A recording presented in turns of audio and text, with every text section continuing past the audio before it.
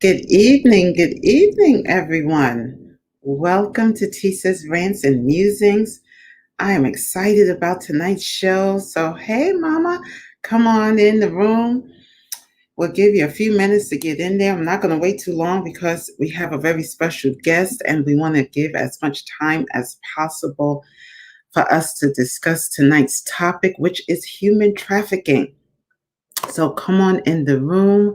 I'll give you a chance to get in. Drop a comment that you hear. Hey, Jamie, drop a comment that you hear so that I can acknowledge you if possible and we can get started.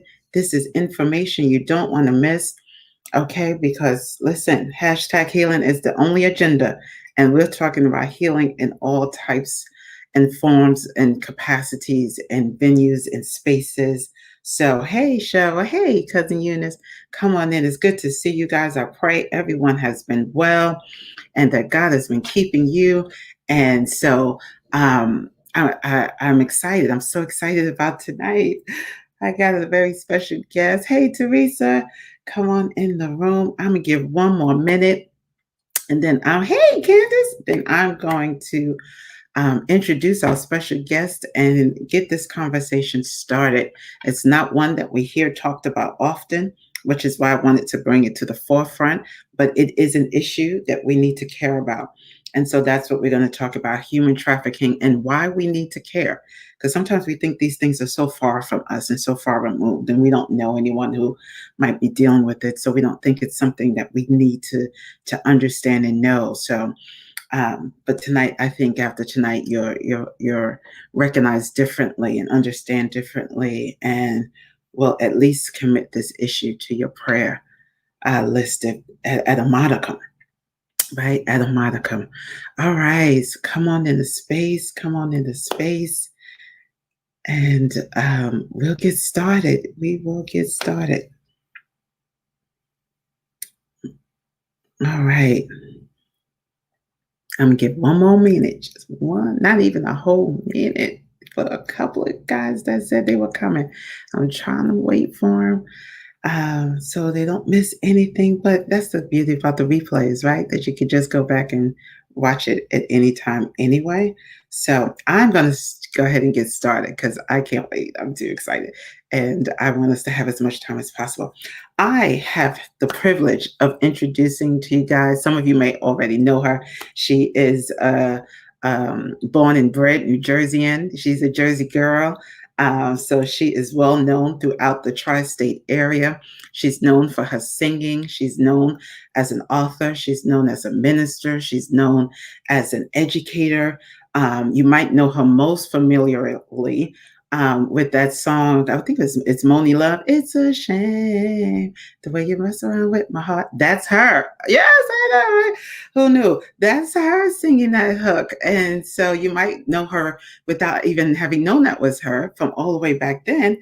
But you probably know her because she's been so active in the community. And what I love about her is that she's genuine, she's authentic, she has a heart for God, a heart for God's people, but also she uses her gifts in so many different ways and to bless people in so many different ways.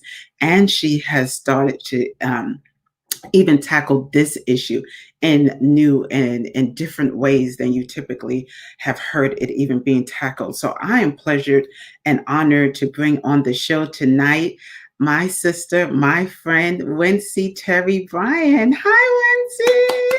Thanks for having me. Oh, I'm so glad you're here. Don't you look pretty? Oh, well, right back at you, girl. Good said. So, like I said, I gave the short rundown of your bio of just who you are, some of the things you've done, but you can definitely just go ahead and tell us a little bit more. Most importantly, kind of just take us through how you got to be one of the major voices concerning human trafficking here in New Jersey. Sure, thank you. So again, thank you for having me. And hey, everybody. Well, I'm a professional singer, as Tisa mentioned to you guys, and my alma mater was an all-girls school in Elizabeth, New Jersey. They invited me back to be the keynote. I don't know, maybe might have been 7 years ago now, and they asked me to the after I was the keynote, they had the campus minister call me. So the school was Benedictine Academy. The campus minister called me and said, "You don't know me, but I know you. I was there when you spoke, and the girls, it's an all-girls school. The girls love you, and they'd like to know if you'd come back and help them write a song." So I said, "Oh, sure. I'd be honored to help the girls write a song." So I come back, and I was all about like the structure of it, like the academia of songwriting. Okay, so what are we writing about? And okay, what do we want people to remember? Because that's what we're going to put in the hook. We'll say that over and over again. So what's our song about? So I get my blackboard and they say human trafficking. And I've never heard of it. So I write it on the board and I misspell it because I don't even know what we're talking about. I'm just assuming that we're talking about like traffic, like you drive. And they correct me. They tell me, I need to put a K in it. So I fix that. And then I say, okay, what is that? And they say it's the force, the fraud, or the coercion of another human being for personal gain. So I'm thinking this does not sound like a happy song, So I write as much of that on the board as I can. And then I say, okay, now what do we want people to remember? And they say it can happen to anybody. They say the youngest person in the system is 2 years old. They say, I know, right? They say the oldest person in the system is 76 years old. So I'm trying to keep a straight face while they're telling me all this. I say, okay, and where does this happen? So I'm expecting them to tell me about, a third world country. We're going to put down something about another country. They say right here in the United States and New Jersey is a hot spot for human trafficking. Well, I had to keep my game face on. And so I being a performer, I pretended that I was not shocked and floored and overwhelmed and broken about what they were saying. We got through the songwriting session and then I went to my car and I leaned over my steering wheel and I cried and I cried and I cried. And then I collected myself. And then I tried to crank my car and my eyes filled up again. So I leaned over my steering wheel and that went on for about 2 hours. I called my husband. I said, you might have to come and get me. I don't even know if I can drive. But my eyes are so full of water. Every time I think about this happening here in New Jersey to people like you and me. Right. So it's the kind of thing for me, is once you know, you can never not know. And I was so troubled by it that I felt like, everybody has some level of agency. Right. Like you have your show and you have your, like the people who support and listen to you and come for the information. So I feel like everybody, like nobody can do everything, but everybody can do something.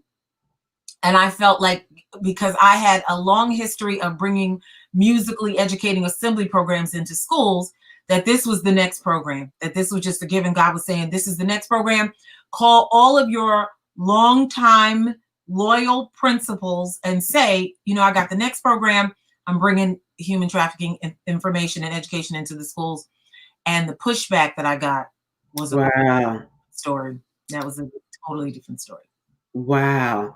Thank you for just sharing that, because again, I think there's so many who really don't understand what human trafficking really even is, right? And one of the things that touches me about human trafficking is the methodology for how people are trafficked mirrors so much domestic violence, right? So the tactics that are used, the coercion, the intimidation, the fear, the straight up physical violence, all of that, a lot of the tactics mirror what happens in DV situations as well. And with October being DV Awareness Month, I thought it was something we needed to bring to light, because people have gotten accustomed to hearing about DV now to a certain extent. They at least know the term, they know what we're talking about. But when we say human trafficking, when we say slavery is still happening, people are like, what are you talking about? Oh, you mean like in India and those rural parts of Africa? It's horrible. And they just think it's something that's happening so far away, not related to them. And it's just by some, deviant people in the world that only exist though under those, abject poverty places. that they're missing how much if it's happening right here under our noses, and which means then we couldn't even recognize a victim if we wanted to. And that's the thing. So over 50% of people who are trafficked by people they know. Ooh, Yeah. wait. Yeah. That just lands differently. Mm-hmm. Half of the people who end up in this horrific situation ends up there because of people whom they trusted, people whom they known. And again, if we take it out of thinking this is happening in Africa, India, in someplace in another country, and we think about that happening right here, you're talking about these are people, uncles and cousins and family friends, right? We're not talking about the neighbor in the same compound. We're talking about someone that's close to them, possibly family, that's engaging in this and allowing this to happen to them, or even facilitating their trafficking. Absolutely. One of the things that I talk about when I go around to schools or community centers or churches, the first thing I want to dispel is the myth that all trafficking looks like a white van with a double lock. I'm all over the place. Okay, you look good. Go ahead. Like, what's going on? Yeah, I tell people definitely beware of the white vans with the double locks. But there was a period of time when everybody was looking for that, and they thought that that was the only methodology or entryway into trafficking. But it turns out that they say that there are almost 30 entryways into trafficking. And that is one of the most barbaric ways to traffic somebody, to just grab them and throw them in a truck. Most likely, they're going to fight you. Right. Traffickers have gotten so wise, so sophisticated, yes, so brilliant with their strategy that one of the ways that they traffic, it's called boyfriending into trafficking. So there's one woman who tells a story about how she dated a guy for 4 years. She dated him all through high school. And so when she graduated and he asked her to move away with him, that was not a big deal because that was her man. Well, they moved away. They lived together for a couple of months. She said, and then one night he locked her out of the apartment in her underwear and told her, don't come back without $100. So don't even come back, knock on the door until you have $100. She said she thought he was playing. She said to him through the door, where am I supposed to get $100? He said, I think you know. She said that was the first night she turned a trick because she was, again, in her underwear, and he would not let her back in the house. She said when she got in, she was mad and she was fighting him, and she told him she was going to, call her father. And he said, call your father and tell him what you did. Why don't I call your father and tell him what you did? So she said, you know what? I'm going to tell my mother. He said, your mother, who I've had you arguing with for all 4 years of high school, you think they want you back after they find out what you did and how you've been against them for me anyway? So all of that is it's all methodical. They put the time in. They make the investment of time because a trafficker makes approximately, they say, the stat says, approximately $250,000 per victim a year. So you get 4 of those and you're a millionaire. So that's, and when I talk to girls about this kind of thing, they say things like, well, he and I are building a business together. And what's going to happen is when I replace myself, when I get enough girls to replace the money that I bring in, then I won't have to do this anymore. Because they're under the impression that they are actually making some of the money, but they don't. They don't get any of this money. But you can't, because it's what you call mind hacking. It's like when I talk to the kids in school and they say, well, I wish somebody would do that to me. But then I say to them, what happens when your computer gets hacked? Because they're digital natives, they understand that language. They say, well, they're working it from someplace else. They're controlling it. Exactly. That's what happens to your mind. So they don't jump on you and beat you up right away. First, they buy you things. They treat you good. They look for your vulnerabilities. They watch your Facebook, or for the kids, they watch your Snapchat. They watch your Instagram, and they see that you don't have a lot of people who like your posts. So they start liking your posts. They befriend you, and that's how they get you to trust them. Wow. So it's mind hacking, it's manipulation, then it's exploitation. Yeah, absolutely. Yeah. And there are so many, like they have so many playgrounds and platforms. So again, they are not just taking people and throwing them into cars now. They are, we had so I'm the arts co-chair of the New Jersey Coalition Against Human Trafficking, and we have trainings constantly. I was in a training today, actually. We had a training for with a woman from DIFUS, and a training from a church organization. And what they were talking about is how one of the more recent techniques of traffickers is that they join churches. So they pose as couples. So they'll have a man and a woman who are absolutely nothing to each other, but they will show up as a couple. They will join and they will stay for years because it's going to be so lucrative to them. They will join, he will join the men's group, she will join the women's club, choirs, everything, so that they look just like you. They will come to the coffee clutches and the meetings. And so when they ask you to come over to their house, it's not foreign. You've known them for years. And that's when they drug you.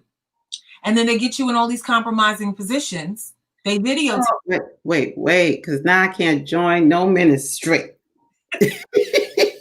There go the couples ministry. Follow the money, because that's. Oh my God, yes. That is just, as Jamie said, so evil. It's so evil. They watch you at the altar. They see you crying and alone. They watch you go to your car. And if you're by yourself, they say, let's have some coffee. Let's hang out together. But they're willing to put the time in. So they're not at your church, like, grabbing you and dragging you to the car.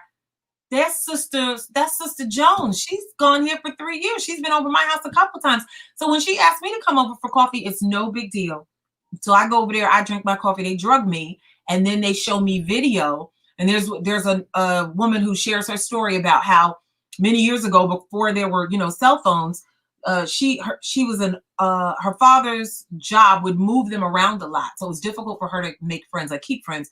There were no cell phones and things like that where you can keep in touch with people that you like. So she said because she moved around so much, it was hard for her to keep friends. She moved to a new neighborhood in Ohio, and these and the girls, mean girl syndrome is real. So the girls were not reaching out to be her friend, but that was not unusual. She was a loner. And then one day, this really cute older, like an upperclassman, shows up at her locker, asks her if she wants a ride home. And she's so grateful that he speaks to her. First, she blows him off, but he keeps pursuing her. And one day she takes the ride home. He turns out of the parking lot. She says, he went left. She lives right. She said, wait, I live the other way. He said, wait, I just got to go get something real quick. And then I'll take you home. He pulls up at, she said, this big, beautiful house, big, palatial estate. She really wanted to see the inside of it. He said, do you want to come inside? She said, no. He said, come on, just for a second. It's no big deal. You know me, from school. She goes inside. He comes back with 2 sodas, gives her one. They're both open. She drinks hers. She passes out. She wakes up with guys all over her, she says, making her do all kinds of things. As she resists, they punch her in the face, punch her in the neck, all kinds of things. Well, when it's over, he just tells her, put your clothes on, get dressed. He takes her home. He drops her off at home. And she's thinking, that's it. Now, she's a good Catholic school girl, she said. She lost her virginity in that situation, but she was too ashamed to tell her parents. Sidebar, parents, what these traffickers are doing is they are befriending your children. You have to be a friend to your children. Now, not instead of being a parent. You have to be a parent too. But it has to be safe for your children to talk to you. It wasn't safe for her. She was so embarrassed. She said he showed up about a week later at her locker. Now she's passing him in the halls and she's thinking maybe he's her boyfriend. Maybe he's sorry. He's going to apologize. So when he showed up at the locker, she was so relieved that he showed up to apologize. But what he did was he had an envelope full of pictures of her in all of those positions. Now, the reason it took him a week to do that was because, again, this is pre-cell phone. This is so he had to get those pictures developed. He said, now what you're going to do is you're going to earn these pictures back. And if you even think about not doing everything I tell you, I'll take these pictures to the principal. I will take them to your father's job, and I will take them to your priest at the Catholic school. So she thought she could earn the pictures back. And she said that was the beginning of her trafficking. that he would roll up at her house. Him and some other guys would roll up at her house in the middle of the night. She would climb out the window onto the hood of the car. They would take her in the car to these big, beautiful houses, usher her down in the basement where grown men would be waiting to rape, to sodomize, to sexually assault this girl. And she was just a ninth grader. Wow. That's so horrible. It's awful. And it's awful. And it's most of the examples that you're talking about is when you're being trafficked for sex, and I'm sure that's probably the most lucrative one, right? But then there's other ways, especially right here in New Jersey, where people are being trafficked as well, because people still tend to think, oh, that's the sexual stuff that wouldn't happen to me. Nobody wants me, right? Or nobody wants.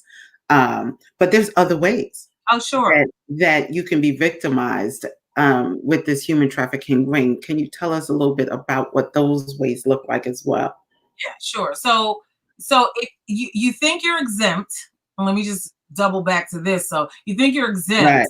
You listen to the stat, like 2 to 76.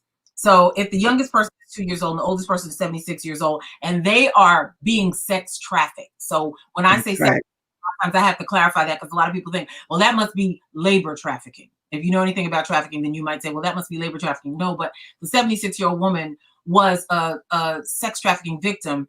And this is because you have to think about the mentality of people who would do this kind of stuff to people anyway. They are sick people. So it's not how glamorous you are. It's not like if you have a beautiful body that you would be a victim necessarily. But labor trafficking. So you all may remember a story, and if you don't, you can Google it. CNN did a huge story on these braid shops in East Orange. A woman from Africa was going back and forth to her home in Africa, to her village, and saying to her girlfriends, her friends there, I get really good jobs for girls over in the States, and they'll be able to make money, send you money, and then eventually send for you or come back home. If you'd like, I can see if I can get your daughter a job. Now, again, the basis, the fulcrum for people being able to manipulate and take advantage of you is trust. So Right. these are your friends. So if Tisa said to me, I can get your son a job, I would believe Tisa. She's my friend. Well, that's what she did. So she was collecting these girls, and then when she'd get them here, she'd take all of their paperwork, like their visas, and she'd make them do hair. So she owned a braid shop in East Orange, and she would make the girls braid 12 to 18 hours a day on their feet, sometimes not even letting them leave to use the restroom. And the conditions that she had these girls living in. So it was a labor trafficking ring that she ran with her husband and her son. And if you Google it, you will see they actually show pictures of the mattress, the chains, where the girls were chained to the mattress at night, and the girls had to urinate right on the mattress because nobody would come and even let them go to the restroom. Wow. Yeah. So, and when they interviewed one of the girls, and they said, well, you worked on Central Avenue. Why didn't you run? Why didn't you just tear out of the shop and go running down the street? But again, the mind manipulation that takes Right. She said, the girl said, she told me that I'm from Africa. If I go running down the street, the police will arrest me. I will never see my family again. She kept telling me that all I had to do was work until I paid her back, and then I'd be free to go. So people want to look on this and say, well, that's ridiculous. I would do this, I would do that. But what they do to your mind, it's like the Exactly. if you put gnats in a jar and you put a top on it, they will try to get out. But after a while, the gnats are trained to not go any higher than a certain level. You can take the top off. They'll never try to get out. That's what happens with human trafficking victims. Wow. Wow. And I'm sure that while that started out as just labor trafficking, usually in those settings, there's still some sexual exploitation happening at the same time as well. Absolutely, because it's when you talk about people marketing people, like manufacturing something out of a human, it's all about greed. So whatever people will walk up and ask for or be willing to pay for, it's not like somebody who's a human trafficker has like a moral code. Where, Right. oh, well, I'll sell her for labor, but I won't let you rape her. It goes to the highest bidder. Wow. Mm. Anytime I think of trafficking, I think of that movie Taken, right? Which I thought was something they tried to bring to light, how easy it happens. Young girls traveling to another country, just sharing a taxi with a guy who seemed rather nice. And before you know it, she's drugged and killed and the friend, and then she's drugged and all of that happening. But again, because it was in another country, we always seem to think these things don't happen right here under our noses. We're living in communities, not even thinking that the people we're walking by are being held captive. The people we're walking by are trafficked because we're just not. We don't think that it could be happening here, or that we would even, you know someone that might be happening to. How do we sensitize us? Like, what ways do we are there for us to pay attention more? And I think that's part of why I bring these things, is because, again, not just healing is on the agenda, but because we have to be concerned about the other. Sure. Right? We can't just be about self. This individualism that has infiltrated our Black and Brown communities is really undermining us. It's killing us. It's things are happening to us right under our noses without any of us knowing it and even knowing how to recognize it. So help us understand, how do you recognize it, or what are just some simple ways, if someone, you can be thinking you're in a community where this is happening, that you can kind of let somebody know that you're a safe space to reach out.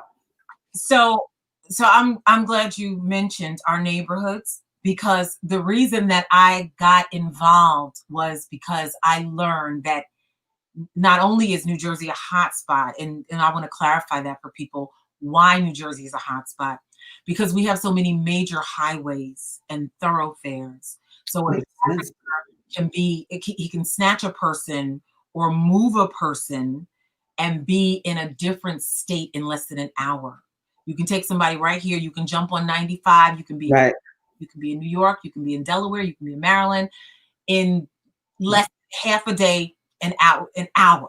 So also we have Atlantic City. We have New York City.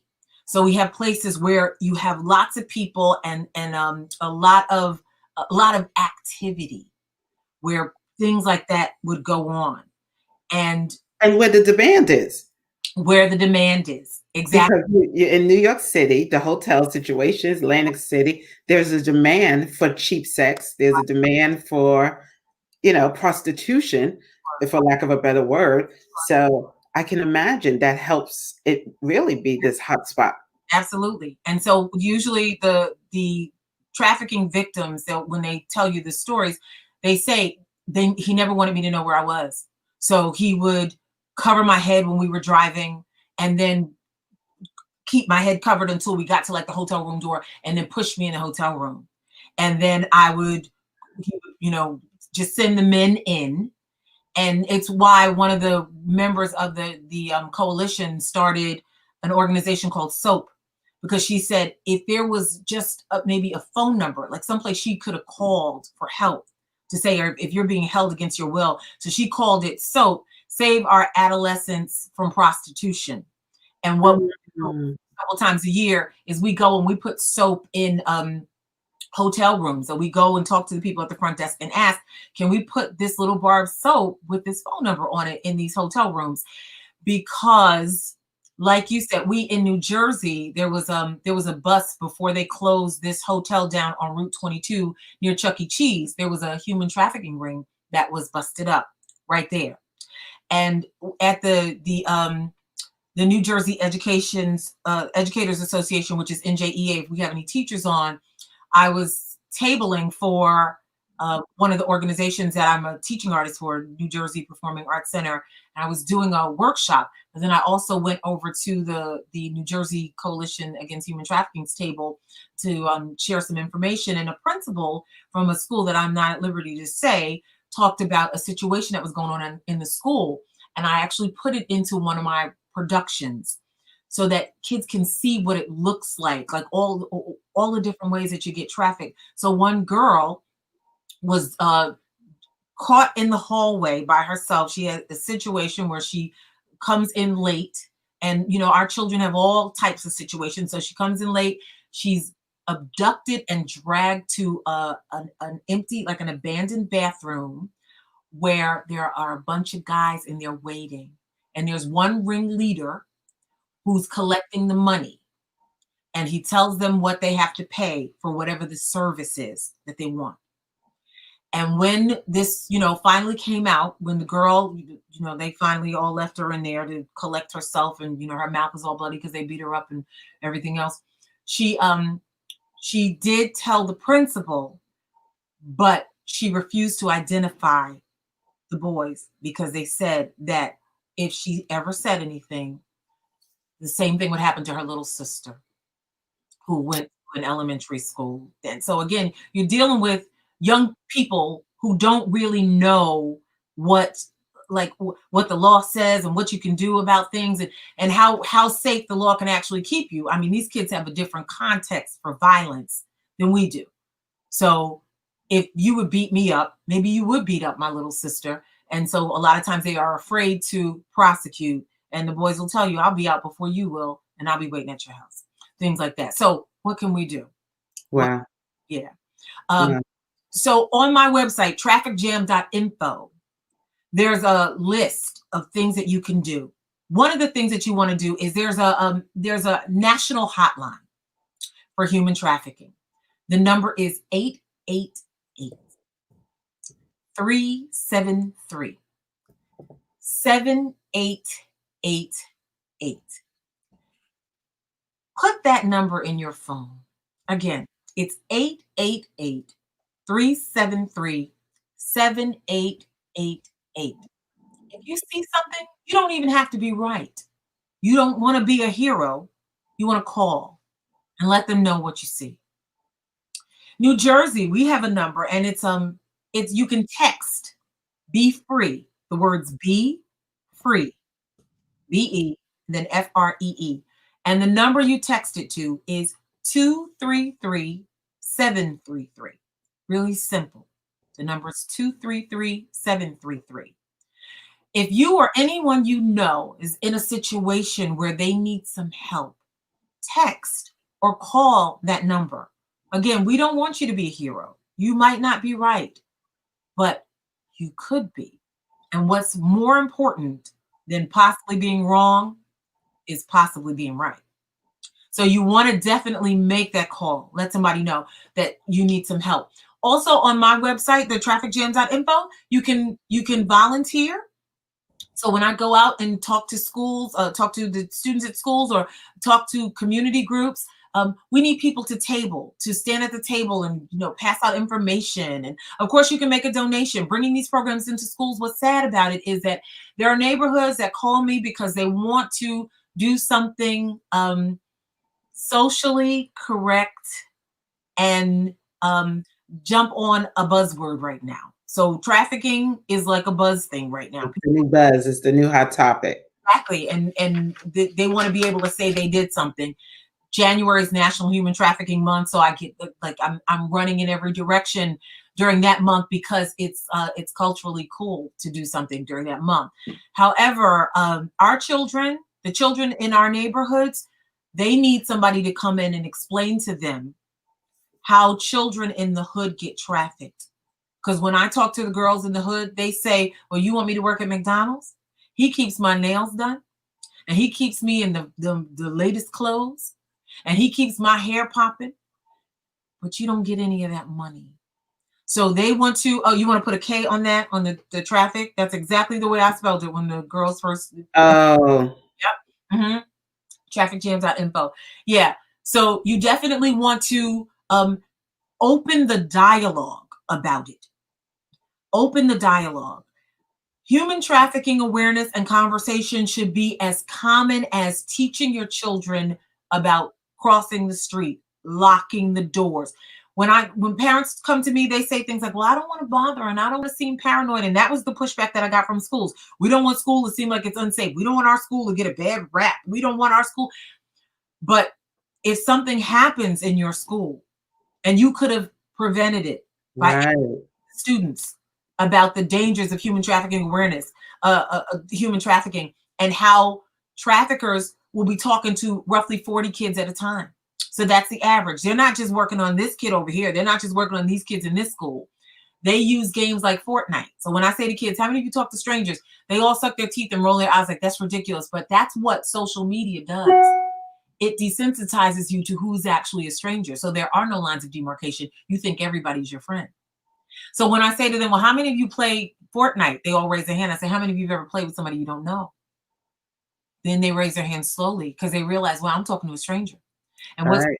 what's very common is that these traffickers will show up in these rooms and they will pretend to be 13, 14, when really they're 45 and 50 years old, grooming. And that's what they're doing. They're grooming your child so that they feel that they are a friend. They believe that they're a friend. And they'll talk to them for months if they have to, until they finally get them to meet them someplace. Wow.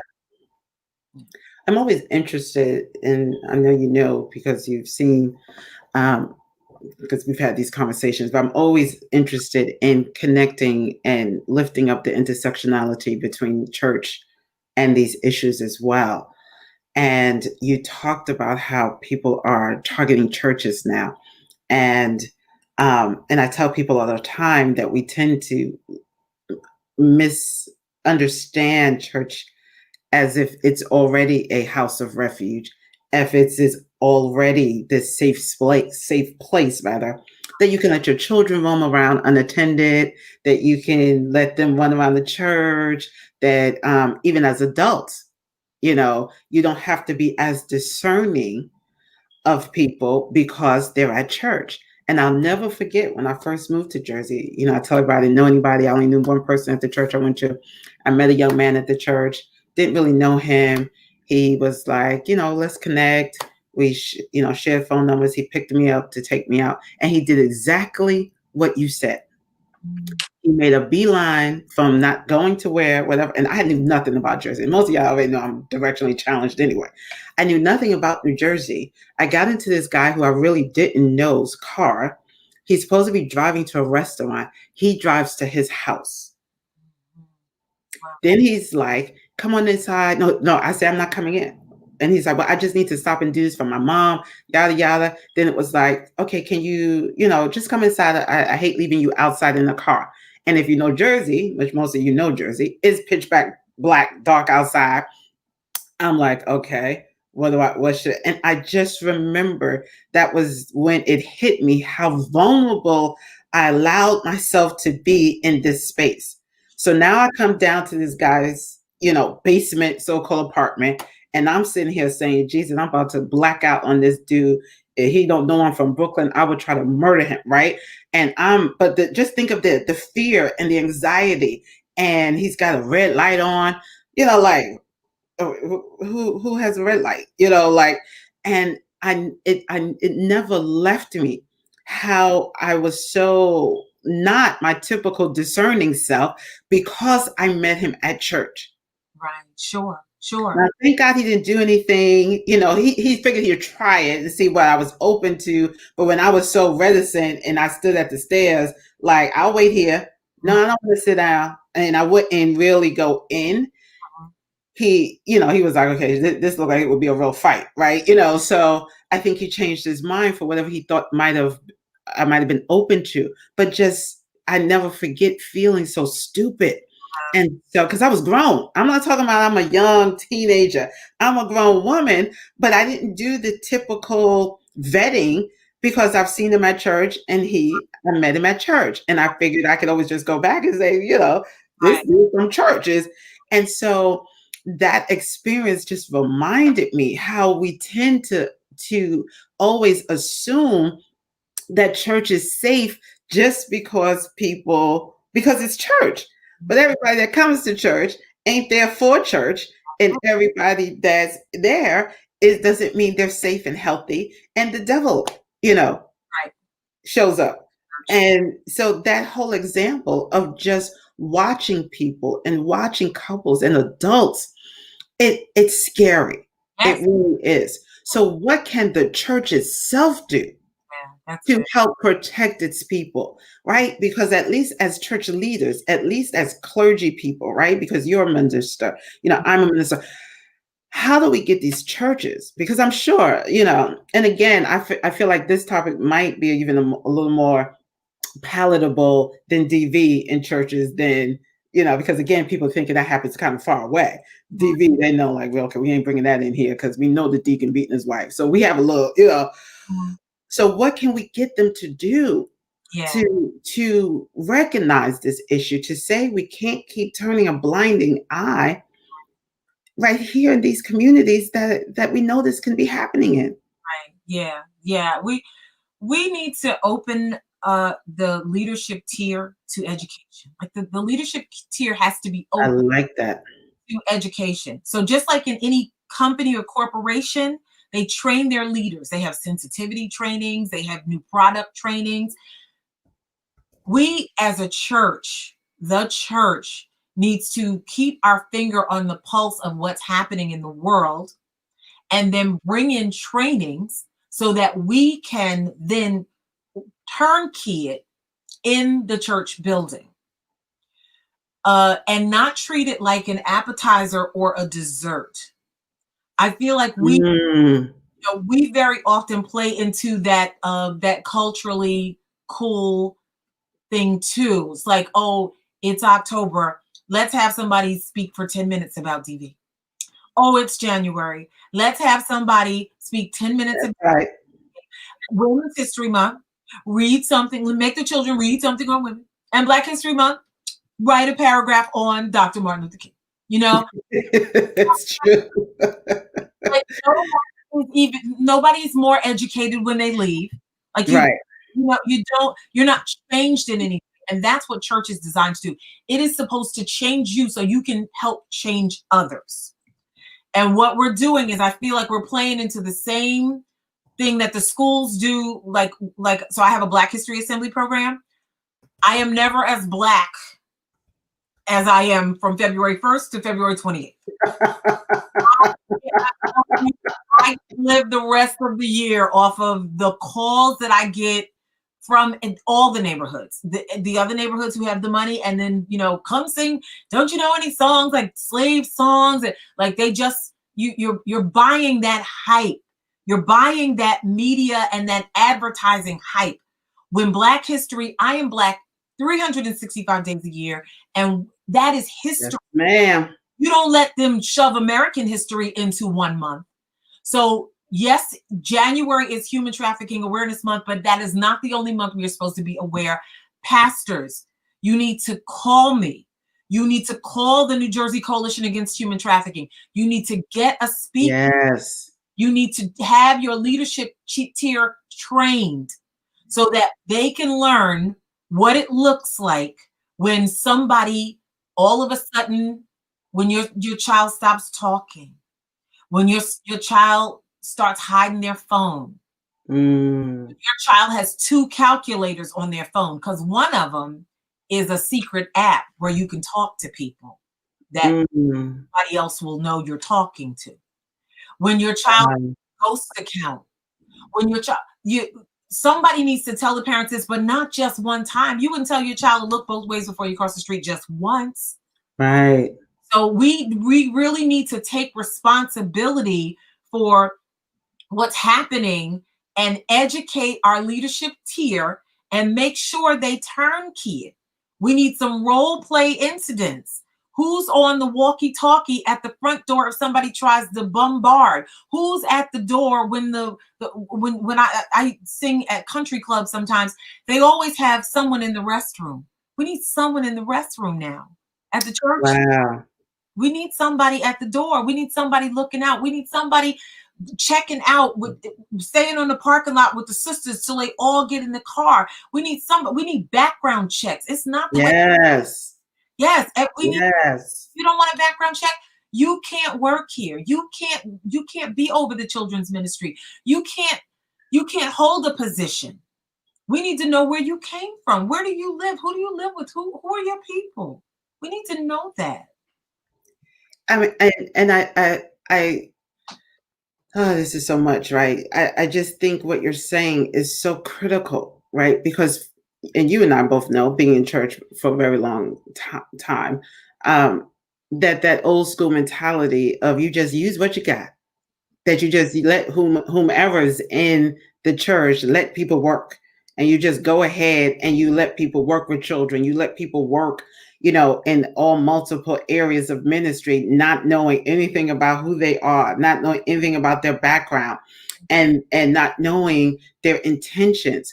But what you're saying to us, it just lifts up why we need to be so intentional and take the work of ministry seriously, because of the damage that can be done when we don't.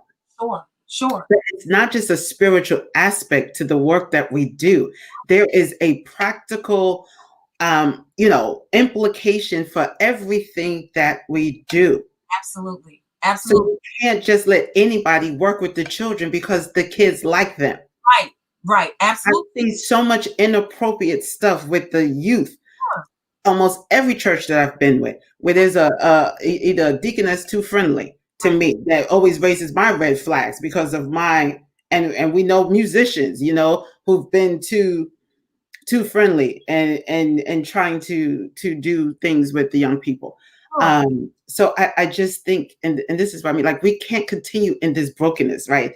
Because that to me is a brokenness in our approach. That to me is a rift in how we're understanding what we've been called to do. It's costing us too much. Right. We Right. are losing people right under our noses to these demonic forces. So to me, when I think of what you're saying, at a modicum, why can't we do the soap thing in the bathrooms at church? Sure. Why Absolutely. can't we do? I mean, there's so many little things that it doesn't take the whole hierarchy of the church. Then we got to have 3 meetings to make it happen, and go talk to this one and that, because that's what used to usually happen to me. I come with an idea, and it's like, oh, well, go talk to that one. And then that one say, oh, did you talk to that? And then you get this whole, and it never, ever happens. Right. Sure. Sure. And what church needs to understand, I think people start going to church for church's sake. It's like, once I go to church, I am complete. I went to church. And so Right. that's done. And now I'm going to go out here and live my life. But really, what you're supposed to be doing is getting an education in there that, like, empowers and prepares and equips and deputizes you to take what you learned in there and change the world outside. So That's right. I get an education about human trafficking in my church, like where it's supposed to be my like boot camp, army training. Like I'm learning how to go out and fight a war. Now I'm alert and I know what to look for. So now I can help the little girls in my neighborhood and the little boys, and because it's not just girls, and I want to make that clear. The latest war is on the LGBTQ community, because they're mixed up and confused and they want to be liked, and that's the thing that predators have. They have a monopoly on. Yes. They know how to make Yes. it like you belong. So They know how to do that better than we do. exactly. We'll have them in our churches. We'll have that community in our churches, and we make them feel isolated. Unless they got talent, I always I get on the soapbox about this. Unless they got talent, we don't acknowledge the LGBT community sitting in our pews. So then that makes them even more vulnerable. Because people want to be liked. You want to feel like you belong to something.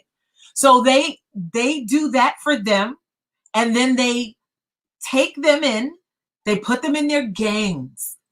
They put them in they make them human trafficking victims. They get them to do whatever they want them to do, and they work hard for them because they want to belong to something. So yeah, you're absolutely right. Our churches, we could make such a huge difference if we will bring in training for our leaders that will turnkey and hold people accountable for, just like you want to know if I invited somebody to church, did you tell somebody about human trafficking this week? Just like you want to know if I paid my tithe. Right. You want to know, and how have I leveraged this? Have Exactly. I done anything with this information with my ministry? Right. Right? What have I done to help the other? Right. And I'm just, and again, Jamie, you said you're so mad. I'm mad too, because it's just, I know for a fact, and we haven't talked about how it impacts the immigrant community Right. Sure. so much as well. Because when you add on that layer, like you said, with the African young lady, of fear of deportation, fear of being outed that you're here illegally, that's even more detrimental and keeps them enslaved even more. Absolutely. And So, but here we are, so many of our churches, the demographics are changing. mhm, The mhm. hood is changing for some of us. It used to just be Black people. Now we got a huge immigrant population from Spanish countries, right? So that should raise our red flags as well, to look out for the immigrant young lady who might be here illegally but don't know nobody, don't speak much English, but she's in forced labor and sexually being exploited, right? Not, who's being the nanny, and they stay to themselves and they're so afraid. We have to open our eyes and That's see our communities. Russian, we got some of these communities that's been gentrified, and we always make the assumption that all white people in white communities are there because they got money. No, you got young ladies from Russia that have come across, that are being human trafficked, that are in forced labor, that were forced to marry. There's so many women, especially, being impacted by this, sure. that they're right here next to us and we don't even oftentimes see it. We miss it. So we got to open our eyes. We got to get educated. Cheryl put a question up earlier that I meant to mention, but we were talking, and she asked about men and boys, Mhm. because oftentimes we forget to talk about boys as well. And so she was asking, like, what are the numbers for boys being trafficked, and what does it look like for men and boys? Yeah, so that's a very good question. Where numbers are concerned, this is what I want you to keep in mind where stats are concerned. Human trafficking stats are malleable for a couple of reasons. One, because it's still fairly new, although it's not, but people are just starting to recognize it and call it what it is. The coalition has worked tirelessly to get the laws changed so people under 18 are no longer prostitutes, but they are now victims. Yes. Victims. Yes. There's a Thank movie. God for that. Yeah, thank God, because for a long time these girls, and now we're working to. We have a whole section, a segment of the coalition that works on helping girls get their records expunged, because you take me, you rape me, you sell me, and now I'm a criminal and I That's can't. right. So in the movie Trick, this pimp is talking about how he, why he traffics. They asked him why people and not guns or drugs, and he says, well, think about it.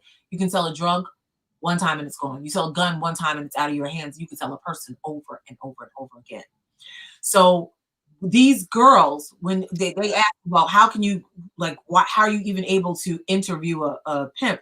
Well, because if you remember the old movies, the pimps would come and pick the girls up after the girls got arrested, because the pimps weren't actually caught doing anything.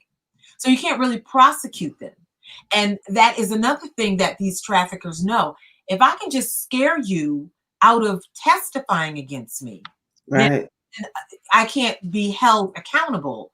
There's no like criminal implication because you didn't catch me doing anything. So we definitely have to keep like our people informed and educated, and work to change the laws so that people get to understand what could happen to a, a a trafficker. Right now, the law is still in favor of the trafficker. It, Wow. yeah, it's still in favor of the trafficker. So to answer the question about boys, because it's such a shameful act, we still have problems having women come forward. Right. boys and men rarely want to talk about it. We actually just had a victim survivor join the coalition who is up from the LGBT community. We don't know if that happened first or after.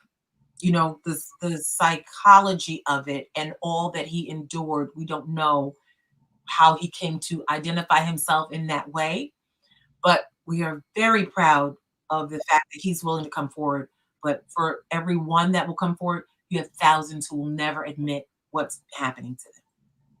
It's so true. It's so true, which is why we need these safe spaces. Mhm. This is why we need to make it easy for people to feel like they can reach out for help, and make help available more readily in so many of our spaces. This has been awesome. I so appreciate you for coming on, talking about this for us.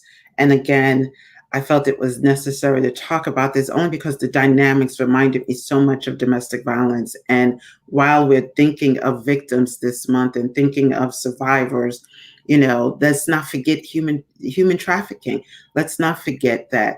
And I think about, when I worked in foster care and, growing up with foster kids, how many of those foster kids who didn't get a home but got sent to a group home were trafficked, right? How many of those young people that were in foster care, foster boarding homes, ended up with a pimp because they hated being in that home. And the pimp was willing to take care of them, and they were able to get some money on their own and not feel so controlled. And oftentimes, the reason they ended up in care was because they had already been sexually abused and there was abuse in the home. And so, just the leveling of victimization on top of the other, that by the time they become adults they end up in these DV relationships, right? They end up still in relationships where their bodies are exploited, their voices are silenced, and they're still abused. So there's so much interconnectivity with all of these things. And so I'm grateful that you were able to come and shed light on this topic for us. We have a few minutes left. Please just tell people, you talked about Traffic Jam, but you also have Nana Babies. You're doing so much. And that's one of the things I love about you, that while you're a recording artist, you're a professional singer, you didn't stop there. You're taking it to so many different levels and different platforms. So tell us a little bit about Nana's Babies and everything else you're doing and how people can connect with you. All right. So again, I want to invite you. So you see my one of my hashtags there at Wincey Music. So you can find me on Instagram there. You can also again log on to trafficjam.info. Visit me there. I have another site, winceyco.com. And if you go to winceyco.com, you might be interested in some of the virtual learning programs that I'm offering now. So I'm doing some online trainings and presentations that mix media, because it's easier for people to Yes. see it and to understand it if they see like a scenario of it. So on my page where it's a book us link, if you scroll down to the virtual learning, you'll see a couple of commercials that actually highlight what's going on right now with all of these virtual platforms for our children, and how human traffickers have doubled their time online so that they can meet your kids in these chat rooms, so that they can groom them and convince them to finally meet them someplace. So check out winceyco.com, check out trafficjam.info. Also, Safe. So I wrote a children's book called Yes. Safe, and it's on Amazon. You can I get that. put it in the comments. So if anybody's interested, I put the info in the comments. And a portion of the proceeds from those books go back into bringing this programming to schools that cannot afford to pay, because we have so many schools who cannot afford to pay, but they still need this information. You can donate that book, so you can decide where it goes. You can donate it to your local library. You can give it to a kid, and it has a CD in the back of it with the song Yes. on it. So it's so much fun for kids to sing, but it's teaching them about safe relationships. So I don't actually mention human trafficking in the song, because for children, that's a big, long, mind-blowing Right. concept anyway. but they do, and every parent agrees that they do want their children to be safe. So the book is translated in 10 languages. It's in English and Spanish. Wow. Yeah, it's in Polish. So you can check out that book, buy it, donate it to somebody, buy it for yourself, put it in your own library.